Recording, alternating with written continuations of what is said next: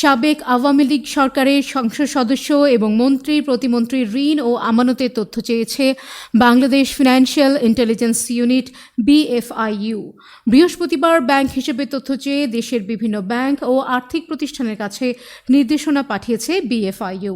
যাদের ব্যাংক হিসেবে তথ্য চাওয়া হয়েছে তারা হলেন সাবেক বস্ত্র ও পাট মন্ত্রী গোলাম দস্তগীর গাজী, ধর্মমন্ত্রী মোহাম্মদ ফরিদুল হক খান, সাবেক দুর্যোগ ব্যবস্থাপনা ও ত্রাণ প্রতিমন্ত্রী এনামুর রহমান, সাবেক যুব ও ক্রীড়া প্রতিমন্ত্রী জাহিদ আহসান রাসেল, ঢাকা ২০ আসনের সাবেক সংসদ সদস্য বেনজির আহমেদ, যশোর ৩ আসনের সাবেক সংসদ সদস্য কাজী নাবিল আহমেদ, পিরোজপুর ২ আসনের সাবেক সংসদ সদস্য আনোয়ার হোসেন মঞ্জু, সাবেক তথ্যমন্ত্রী হাসানুল হক ইনু এবং নাটোর ১ আসনের সাবেক সংসদ সদস্য শহীদুল ইসলাম বকুল।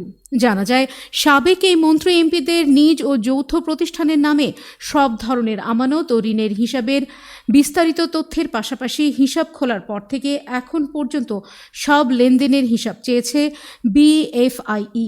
এছাড়া সঞ্চয়পত্র ও ক্রেডিট কার্ডের তথ্যও চাওয়া হয়েছে।